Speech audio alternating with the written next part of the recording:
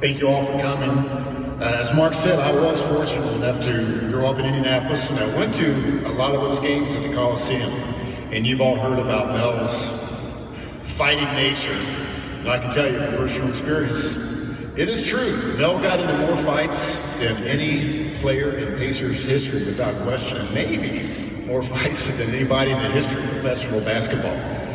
This guy literally got into a fight his very first game as a professional athlete as a member of the Minnesota Muskies in a game against the Kentucky Colonels. Got kicked out of that game.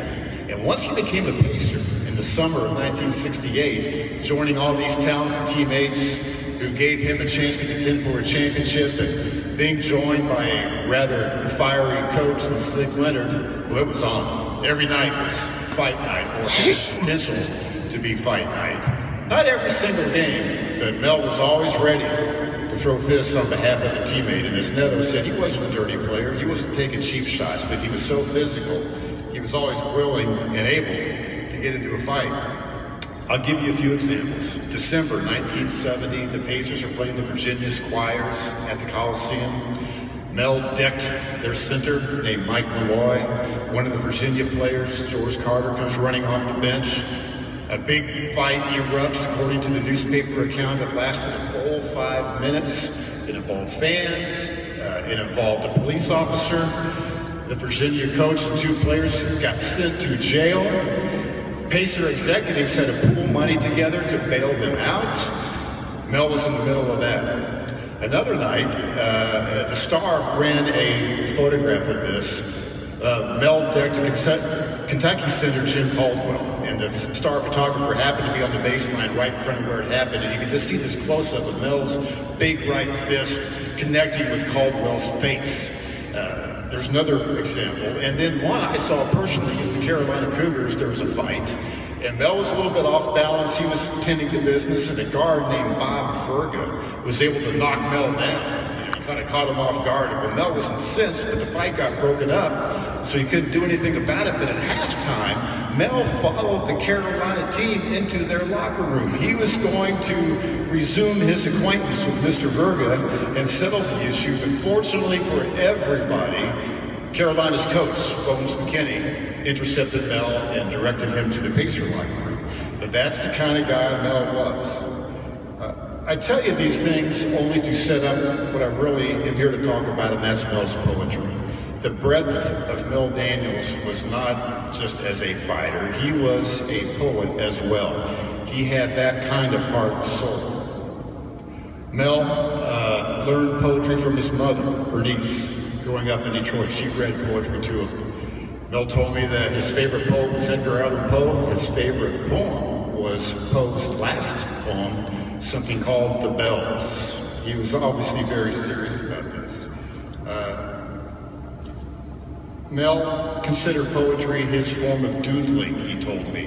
In idle hours, just to relax, he would just write poems. He wrote them on the back of receipts, on napkins, on scratch paper. He would give those poems to his closest friends and seriously wanted to know what they thought. He wasn't trying to show off for anybody. He was curious what people thought about his work. He was as quick to write a poem as he had been to throw a punch back in his playing days. He wrote thousands of poems. He told me many of them got lost in a fire on his barn and his ranch. Others just got stuffed away in briefcases and boxes. He never took it that seriously, never really thought about having them published, but a lot of people told him he should because they were that good. You heard the poem after Reggie talked that he wrote for Reggie. They played the audio clip of that from a radio show I did with Mel. What you should know about that was a poem Mel wrote for Reggie to convince him to stay retired. You might remember Reggie was thinking of coming out of retirement a few years after leaving the Pacers to play for the Boston Celtics. And Mel wrote him that poem that you've had your day, leave it to the youth. What you should know is that when Mel called Reggie and read that to him over the telephone, Reggie said, "You didn't write that, you're too stupid." Mel loved to tell that story because that tells you about Mel's humility. You know, he never bragged about himself, he only bragged about his teammates. And so he loved to tell that story on himself about Reggie's reaction to that. But he thought it did have an influence on Reggie's decision to stay retired. I know many of you here have been the subjects of Mel's poetry. I think a lot of tears have been shed over the poems that Mel wrote for people here. He would write poems about touching the rim as an analogy for the aging process, or about the locker room, what the locker room means to former athletes, about the relationship between a father and his daughter. Things, touching things, not just sporting things, emotional things that really struck Mel. I met Mel at a restaurant in August to write the story that Jeff referred to about his poetry. And we're sitting there in a booth, and he's reading poems to me, and it was just kind of a surreal experience to have this guy who I had watched play as a kid, knowing how tough he was, reading poems to me. I'm going to read one to you now. It's a brief one. Mel had gone to a nursing home and was struck by what he saw there, and he wrote a poem called The Nursing Home. Sitting lonely in myself, wishing I was younger and someplace else, trying desperately to remember the past when I was younger and living fast. Now realizing time moves at its own pace, wishing I was in another place. Crowds gather in every room, just moments in time. They'll be leaving soon. They stir so many memories of the past. Oh, how I'm wishing they could last.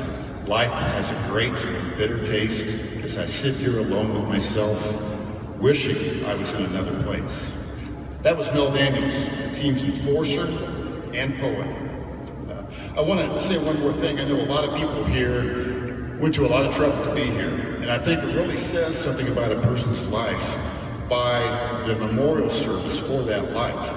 And as I look around, I see a lot of current Pacers, former Pacers who live in town, but a lot of people came a long way to pay their respects to Mel Daniels. Of course, Reggie Miller came from California. Jeff Foster was here from Texas. Billy Keller flew up from Florida. Billy Knight's here from Atlanta. I've seen Stuart Gray here. Tom Thacker came from Cincinnati. Dale Davis is here from Atlanta. Clark Kellogg came from over in Ohio. Peter Vesey, his friend, is here from New York.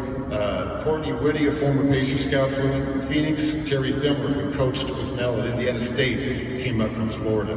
Dr. Abrams, the team ophthalmologist, told me last night he rescheduled 65 appointments so he could be here today to pay his respects to Mel. So, you know, people don't go to that much trouble to attend the service unless they really care about somebody. And Mel Daniels was the kind of person that you cared about, because Mel Daniels was the kind of person who cared about other people. Thank you.